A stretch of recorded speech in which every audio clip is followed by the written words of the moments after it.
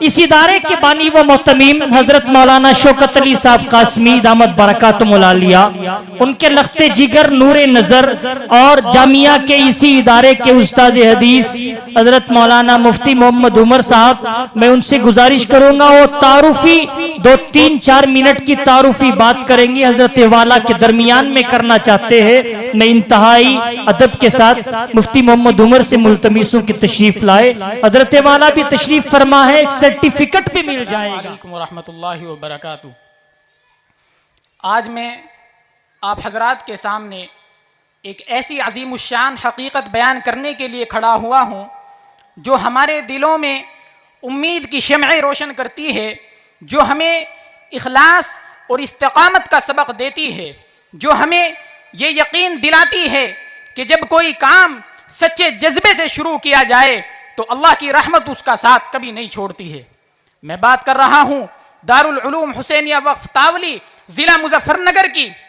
آج سے 15 سال پہلے جب اس مدرسے کا سنگ بنیاد رکھا گیا تھا تو یہ چند اینٹوں کا ڈھیر نہیں تھا، بلکہ یہ ایک خواب تھا، ایک ایسا خواب جو دنیا کی آلائشوں سے پاک محض دین کی خدمت اور اللہ کی رضا کے لیے دیکھا گیا تھا۔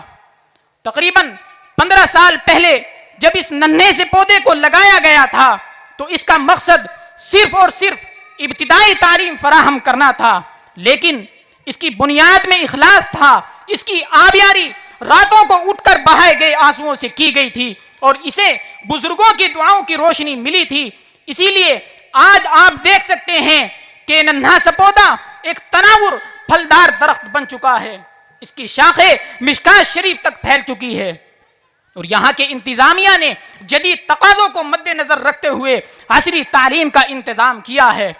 اور اس کے سائے تلے ہزاروں طلبہ اپنی علمی پیاس بجھا رہے ہیں۔ یہ کوئی معمولی معجزہ نہیں، یہ اللہ کا فضل ہے، یہ اخلاص کا ثمر ہے، اور یہ اس بات کی گواہی ہے کہ جب نیت صاف ہو تو منزلیں خود بخود آسان ہو جاتی ہیں۔ حضرات، کسی بھی ادارے کی کامیابی اس کے رہنما کی شخصیت پر منحصر ہوتی ہے، اور اگر ہم دارالعلوم حسینیہ وقف کی کامیابی کی بات کریں تو اس کے پیچھے سب سے بڑی طاقت، سب سے بڑے کردار یہاں کے محترم صاحب کا ہے۔ وہ صرف ایک منتظم یا سربراہ نہیں، بلکہ ایک مشفق باپ، ایک سچے رہنما اور ایک بااخلاق انسان ہے۔ ان کی شخصیت اتنی پرکشش ہے کہ ہر طالب علم ان میں اپنے باپ کی شفقت محسوس کرتا ہے، اور وہ ہر طالب علم کے دکھ درد میں شریک ہوتے ہیں، اس کی ذہنی، فکری اور روحانی تربیت کا خیال رکھتے ہیں، اور یہ ان کا مشفقانہ رویہ صرف طلبہ تک محدود نہیں رہتا، بلکہ اساتذہ کے ساتھ اور اہل علاقے کے لوگوں کے ساتھ بھی ان کا رویہ بے حد محبت اور احترام پر مبنی ہے۔ حضرات، قابل ذکر بات یہ بھی ہے کہ یہاں کے اساتذہ صرف درس و تدریس کے فرائض انجام نہیں دیتے، بلکہ علم کے وارث اور کردار کے امین ہیں۔ وہ نہ صرف کتابیں پڑھاتے ہیں بلکہ اپنی عملی زندگی کے ذریعے طلبہ کے لیے ایک نمونہ بنتے ہیں،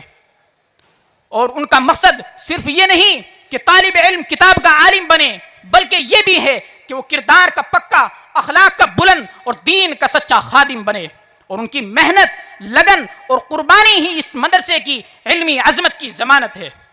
حضرات، قابل ذکر بات یہ بھی ہے کہ دارالعلوم حسینیہ وقف اپنے پرانے طلبہ کو بھی نہیں بھولتا ہے۔ یہاں کے بانی اور اساتذہ اپنے ابنائے قدیم کو ہمیشہ یاد رکھتے ہیں، اور جب وہ دوبارہ مدرسے آتے ہیں تو دل کھول کر ان کا استقبال کیا جاتا ہے، اور یہ عمل ایک ایسا محبت کا رشتہ قائم کرتا ہے جو کبھی ٹوٹتا نہیں، اور یہ طلبہ ہمیشہ اپنے مدرسے کو فخر اور محبت سے یاد کرتے ہیں۔ حضرات، ہم سب اراکین مدرسہ،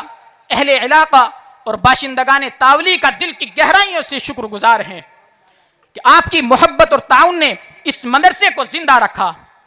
یہ صرف ایک عمارت نہیں بلکہ آپ لوگوں کی، حضرت محترم صاحب اور اس مدرسے سے محبت کا ثبوت ہے۔ اس مدرسے کی ترقی میں آپ لوگوں کا تعاون ایک قیمتی سرمایہ ہے، جس کی وجہ سے یہاں طلبہ علم دل حاصل کر رہے ہیں اور ملک و قوم کے لیے کارآمد بن رہے ہیں۔ اللہ تبارک و تعالی آپ کے اس تعاون کو قبول فرمائے اور اس کا بہترین اجر عطا فرمائے۔ میں اپنی بات کا اختتام اس دعا کے ساتھ کرتا ہوں کہ دارالعلوم حسینیہ وقف ایک دینی علمی مرکز ہے، اور اس کی 15 سالہ تاریخ اخلاص، قربانی اور محبت کی داستان ہے۔ اللہ تبارک و تعالی اس ادارے کو دن دوگنی رات چوگنی ترقی عطا فرمائے، آمین آمین۔ اور جہاں کے اساتذہ اور طلبہ کو علم و عمل کی برکتوں سے نوازے، اور اسے ہمیشہ دین کا روشن چراغ اور قوم کا قابل فخر سرمایہ بنائے۔ آمین۔ شکریہ۔